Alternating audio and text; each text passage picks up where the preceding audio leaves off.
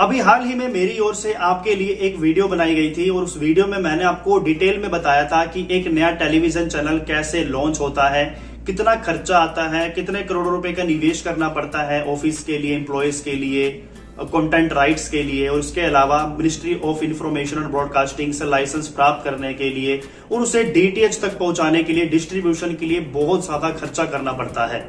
और उससे आपको ये भी समझ में आया होगा कि कल को अगर आप अपने खुद का भी टेलीविजन चैनल शुरू करना चाहें तो कितनी मुश्किलों का सामना करना पड़ेगा।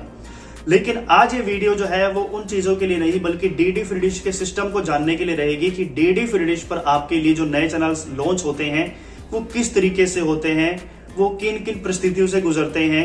सभी का तो यही ध्यान होता है कि यार ई ऑक्शन में पार्टिसिपेट किया और वो लॉन्च हो गया। नहीं, ऐसा जरूरी नहीं है। ई ऑक्शन में भी कई ऐसी बातें हैं जो शायद आपको नहीं मालूम होंगी और आज इस वीडियो को देखने के बाद आपको मालूम हो जाएंगी।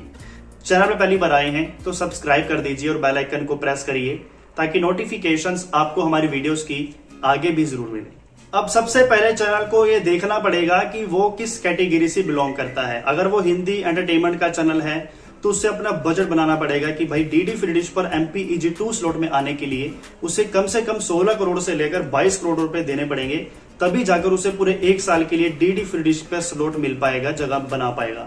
और अगर वो हिंदी मूवी का चैनल है तो उसके लिए उसे 10 से 12 करोड़ रुपए देने पड़ सकते हैं, और अगर वो एक न्यूज चैनल है तो उसे 8 से 9 करोड़ रुपए देने पड़ सकते हैं। ये सिस्टम इसलिए है क्योंकि प्रसार भारती ने बकेट सिस्टम बनाया हुआ है हर एक कैटेगरी के लिए।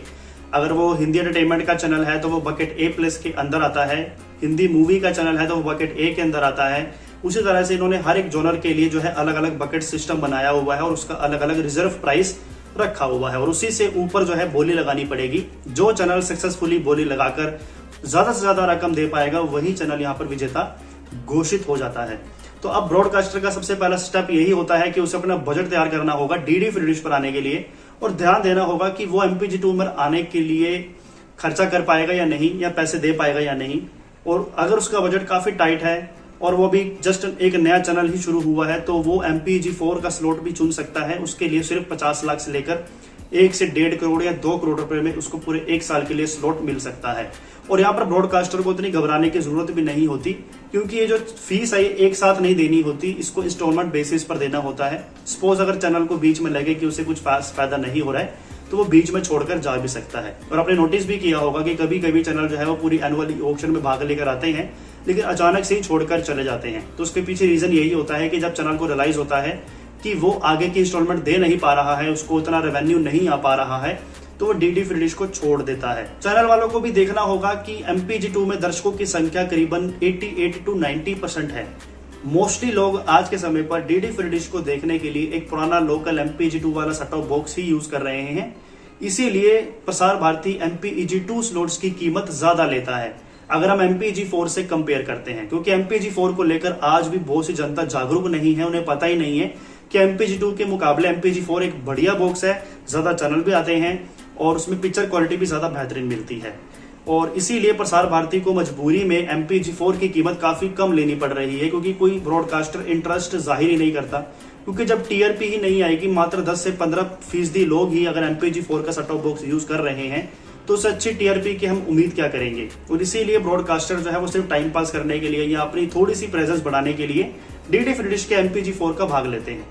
तो ये कुछ डिफरेंस आ जाता है भाइयों ई ऑक्शन के प्राइसिंग में भी, यानी जो आपका MPEG-2 स्लॉट काफी महंगा पड़ता है तो वही MPEG-4 के स्लॉट काफी सस्ते पड़ते हैं। और एक और बात है कि ब्रॉडकास्टर को ना साथ साथ पार्टिसिपेट करने से पहले जो नोटिफिकेशन आता है अपनी एप्लीकेशन को सबमिट करना जरूरी है। दी हुई तारीख से पहले पहले एप्लीकेशन आ जाती है फिर तो चैनल बोली लगा के विजेता हो सकता है। लेकिन अगर वो तारीख निकल जाती है और एप्लीकेशन फिर भी सबमिट नहीं होती तो उस चैनल को बोली लगाने का मौका नहीं मिलता और उसे बाहर कर दिया जाता है।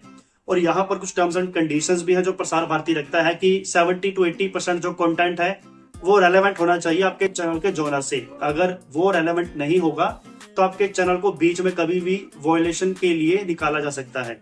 अब जैसे आपने देखा ही होगा कि रिसेंटली कुछ चैनल ऐसे आ जाते हैं जो जोनर तो कुछ और होता है, मान लीजिए मूवी चैनल के रूप में आए हैं लेकिन वो मूवी ना दिखा के सिर्फ टेली शॉपिंग पे फोकस कर रहे हैं, तो इससे भी चैनल को वॉयलेशन की कैटेगरी में डाल दिया जाता है और वो डीडी फ्री डिश से बाहर भी हो सकता है। ये नोटिफिकेशन हर एक चैनल को दिया जाता है।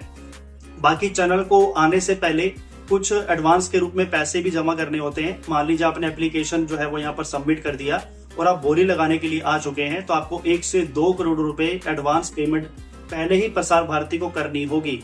अगर आपका चैनल विजेता हो जाता है, आप जीत जाते हैं स्लॉट, फिर वो जो रकम आपने पहले दी हुई होती है, यानी जो चैनल ने पहले से रकम प्रसार भारती को चुका दी है 1 से 2 करोड़ रुपए एडवांस में, वो आगे की पेमेंट में एडजस्ट कर दिया जाता है। आगे की जो भी इंस्टॉलमेंट आप पे करेंगे तो उसमें वो एडजस्ट हो जाती है। लेकिन अगर आपने 1 से 2 करोड़ रुपए जमा कर दिए और आपका चैनल विजेता नहीं हुआ, या जो चैनल आना चाहता था वो जीत नहीं पाया स्लॉट, तो उस चैनल के जो भी 1 से 2 करोड़ रुपए आए हुए थे एडवांस में, वो वापस कर दिए जाते हैं। यहाँ पर आपने नोटिस किया होगा कि चैनल का आना इतना आसान नहीं है। जहां वो 22 से 25 करोड़ रुपए एक स्लॉट को खरीदने के लिए दे रहा है, तो साथ ही में उसे बैंक गारंटी भी चाहिए होती है प्रसार भारती को, कि सपोज कल को आप पैसे देने में नाकाम हो जाएं, या आप जो भी आपने वादा किया था कि कम से कम आप इतनी इंस्टॉलमेंट तो देंगे ही, 2 या 3 महीनों की, 6 महीनों की इंस्टॉलमेंट तो आप देंगे ही देंगे, उससे पहले आप छोड़कर नहीं जाएंगे।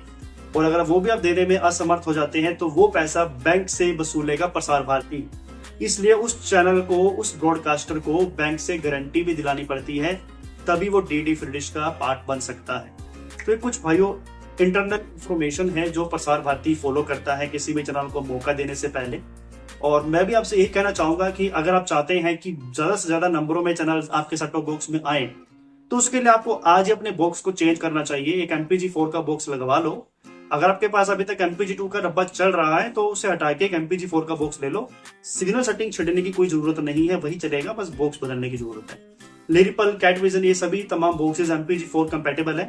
इसमें आपको maximum number of entertainment channels मिलेंगे। अगर आप इंटरेस्टेड हो तो इस वीडियो में मैं टैग कर रहा हूँ, आप ऊपर जाके उन बॉक्सेस को खरीद भी सकते हैं। बाकी कुछ आपके मन में सवाल हो तो प्लीज कमेंट बॉक्स में आपका हार्दिक स्वागत है। नमस्कार।